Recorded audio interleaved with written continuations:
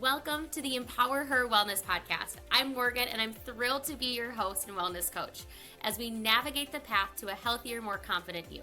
As the owner of Get Fit With Me, I bring years of experience in personal training, nutrition, and coaching to each episode. Join me as we explore practical tips and strategies for fitness, nutrition, mindset, and more, all tailored for busy women just like you. Let's empower your wellness journey and achieve lasting transformation together. Hello, everybody. Welcome back to an episode of the EmpowerHer Wellness podcast. I'm your host and coach, Morgan Ekovich. Today, we're going to talk about the comparison game, and not the comparison game to those on social media, those around you, family members, friends, whatever that is. We're going to talk about the internal comparison game we play with ourselves. And I was thinking about this topic a lot this week, and I forget how it actually was sparked, but I remember talking with a client about this not too long ago on how, I used to run marathons. I used to do this. I used to do this. And that is amazing what our bodies are capable of doing. And the fact that at one point in our life, we were in the stage where we could train and we could do some of these things. But one of the hard things is when we've done some of these things that we feel really accomplished for, they may not even be major. It may be the fact that you were consistently going to the gym 3 days a week, whatever that looks like, that we were talking and they were feeling disappointed in the fact that they weren't running as fast. Their weights weren't as heavy. They weren't hitting the gym as much. All these obstacles of life were getting in the way. And they were just disappointed, sad, literally just punishing themselves and I just can't be that way again. And it really made me think more of not just in this realm, which we're going to talk about, but also when we look back at old photos and we think, wow, look how skinny I used to be. Wow, look at my arms, look at my legs. Wow, look at that. How did I ever think I was fat? Things like that. We compare ourselves now to the people we used to be. And that's usually the first thing we do when we look back at memories is we compare ourselves to how much greater we were, how much faster, how much stronger, how much all these things we were. When in reality, we should acknowledge wow, look how strong I was back then. Wow, look, did you know, I was so fast, or my cardiovascular, that endurance was wonderful. I'm so proud of myself for running 3 half marathons in my life. But we go to, I couldn't do that again. There's no way that's going to happen. We compare ourselves to our previous self. And sometimes, for some of you, it can be motivating. For others, myself included, it makes me feel like crap. And it doesn't motivate me.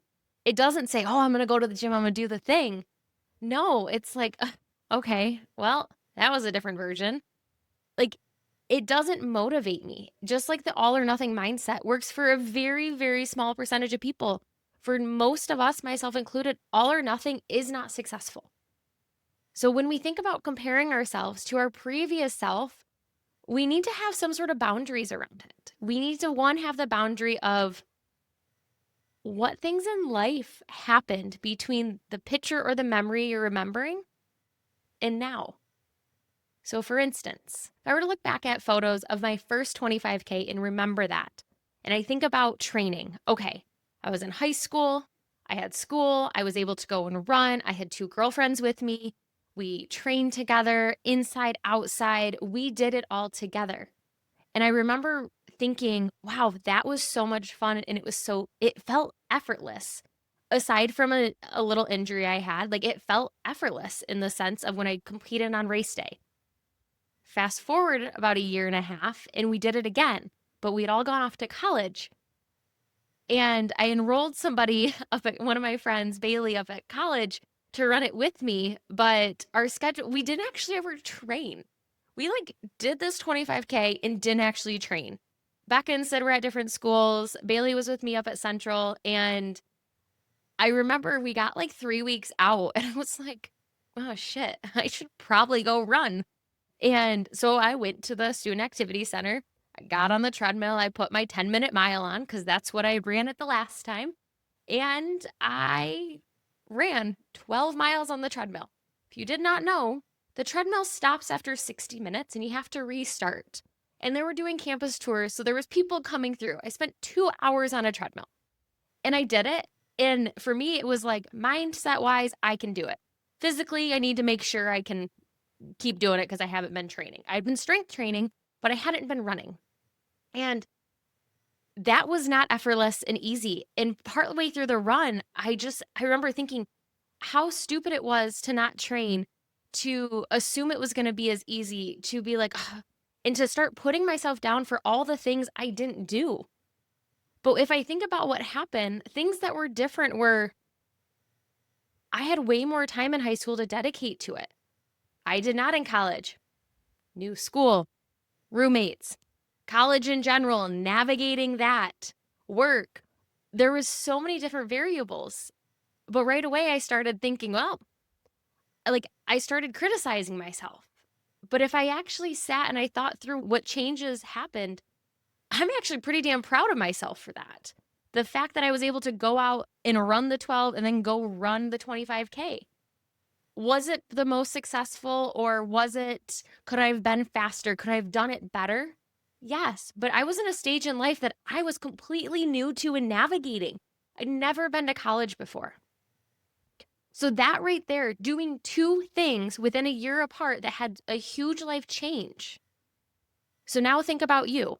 Were you working out 3 to 5 days a week? Were you taking classes? Were you maybe working with a trainer? Were you running consistently? Were you doing some exercise consistently? And then you got a new job and you have transition, you have a new schedule, and that fell off. Or maybe you had a baby and you are navigating motherhood for the first time. Or maybe you've navigated motherhood first, second, maybe third time, and you've added another one. Although it's another one and you kind of know how it's going to go, it's still a whole new stage of life. Same thing goes of if you're getting married. There are seasons in life that that throw us off, that are unexpected. And we can plan for them and we can plan as much as we can, but at the same time, it's not going to look the same. And just because something worked for us once doesn't mean it's going to work for us all the time and from here on out. So when we're thinking, we need to remember that when we are comparing ourselves and we're getting back into something. So today is October 30th. Tomorrow is October 31st. Happy early Halloween. November 1st is so close. And maybe you've been thinking, I am going to get back into it. November 1st, that is my day. I want you to acknowledge that you are in a new stage of life from where you were when you stopped doing the thing consistently. I don't care the reasoning. I don't care if it was happy things or if you had a loss in a job or in the family and you are literally just surviving. I don't care what the reasoning for your break was. What I do care about is that you acknowledge that you are in a new stage than where you were originally. And being in a new stage means your life and routine needs to look different. You are not going to come out of the gate as fast, as strong as you did when you left originally. It's not going to happen. But that doesn't mean you can't get back to where you were, but it's going to take time. And I'm saying this in the state of your workouts and your strength. And that you didn't have an injury that all of a sudden you can't do certain things anymore. I'm talking about life changes. I'm not talking about, well, I was a size 2 when I was 18. My goal is to get back to that. Okay. If that is really a goal that you have, we need to realistically make markers along the way and also know it's not going to happen overnight. And honestly, depending on how your body's changed, it may never happen again. And that right there is sometimes the hardest thing, is we compare ourselves to a smaller version of ourselves that we think was better. And it wasn't. It wasn't necessarily better. It was just different. I would much rather be the weight that I am now and know that I can pick up heavy shit and I can feel strong and I can feel like I can help move things if we ever have to move, versus where I was before, where I wasn't lifting weights. I wasn't strong. Yes, I was lean, but I couldn't help. When we moved into this house 6.5 years ago, it was hard. I remember being exhausted, thinking like I was strong, but still, like I was, but I wasn't nearly as strong as what I am now. And back then I was lifting more, but I wasn't lifting heavy. So the stage in life is I don't lift as often now, but I lift heavier and I feel better. And I could keep comparing myself to who I was, but what's that going to do? All that's going to do is make me feel more down on myself. And honestly, it's probably going to make me not want to work out. I'm going to decide, okay, I'm never going to get to that again. Why even try? So when we're comparing ourselves, I want you to really think about if it's a race, for instance, like that example I gave in the beginning of, okay, the last time you ran a 5K, you've got all your stuff. What was going on in life? Did you have time to train? How often were you training? So when you are signing up for this next race, keep those variables like in your mind. Okay, well, last time I was able to train 5 days a week. I had no kids and we had no extracurriculars. So I got home from work and I was just able to have me time.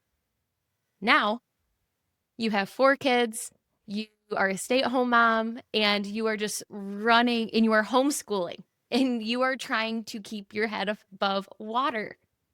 Totally different variables. Your energy is going other places. That is not to say you cannot do the thing. That's not what I'm telling you. You can do anything you want to do. Absolutely. You can train your body and you can train your mind to do anything you want to do.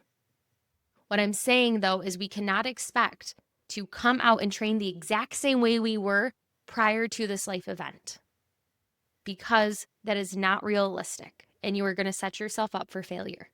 To walk in and feel like I'm going to do this and be beat down because you can't do it.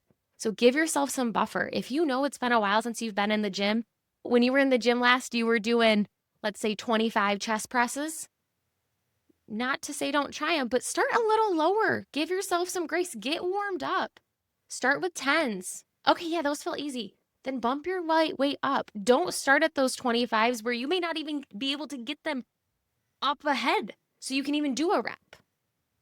So when we think about this, I'm not trying to discourage you from doing anything. I wanted to talk about this because so often there's so much comparison in the world in general of, oh, they look this way or they're faster, or like social media is a highlight reel, but it's so easy to compare ourselves to that. One of the things that I have done that I saw on social media is follow people with similar body types as you that are also training for similar things as you.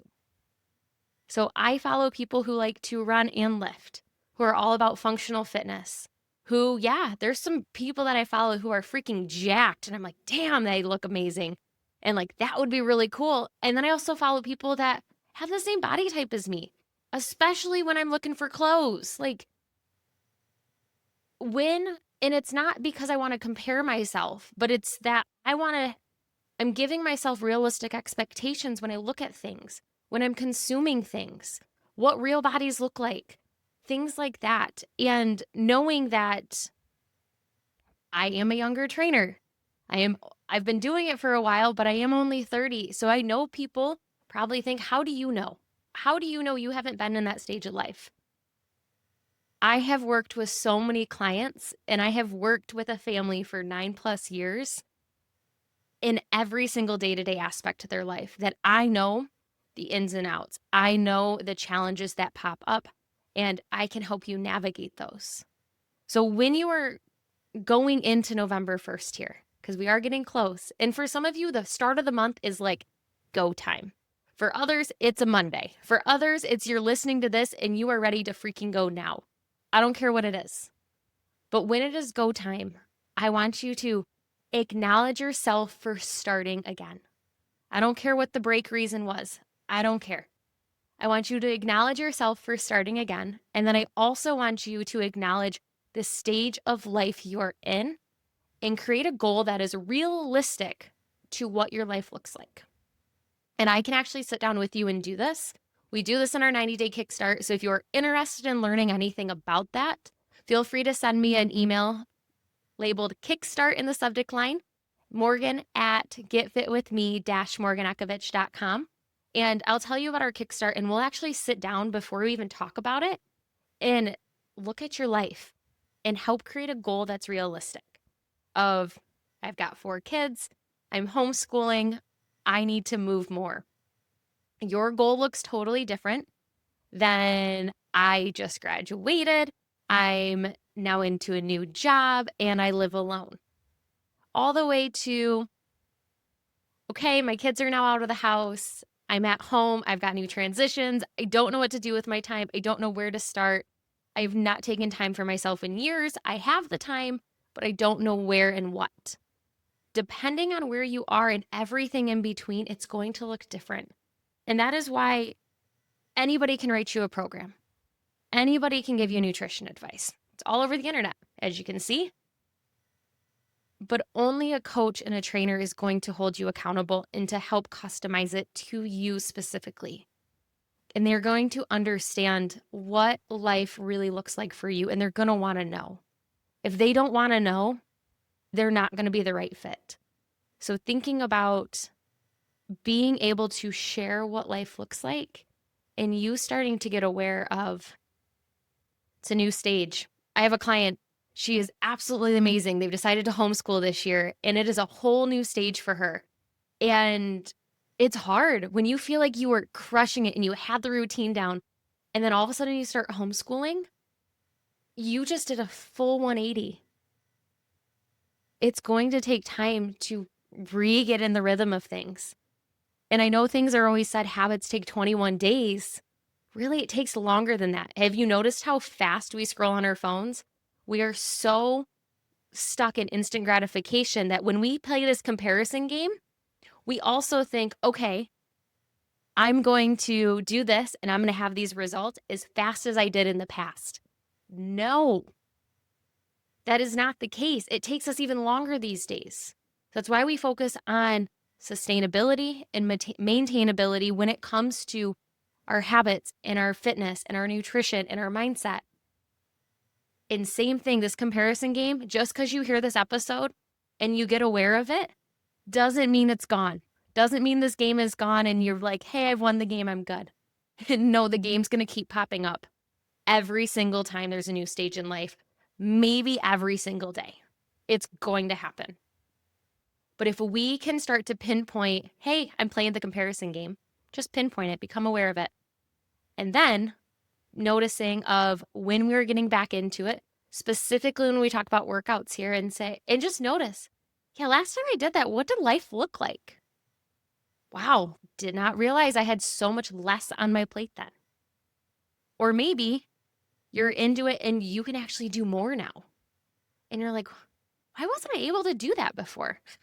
Look at all the things I used to have on my plate. But life has changed and I no longer have those commitments. Or I have learned to say no, so I have more me time.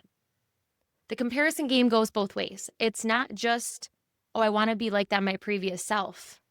No, we also need to look back and say, wow, life has changed a lot and we need to acknowledge it and give ourselves grace.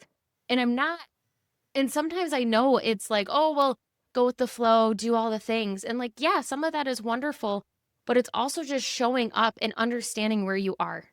If you are dealing with a pregnancy right now and it is the worst morning sickness of your absolute life, you going out and doing a strength workout is not going to happen.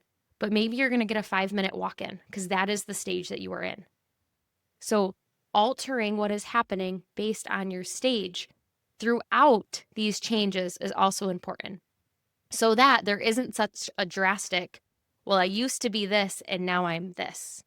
If we can add in small little glimpses of things throughout those changes, for instance, if you did have a loss in the family and you are in survival mode, maybe you're just going to start doing 5-minute walks because you're hearing this and you're like, I am not through the point where I can actually go and do a workout and recommit to my workouts in doing this.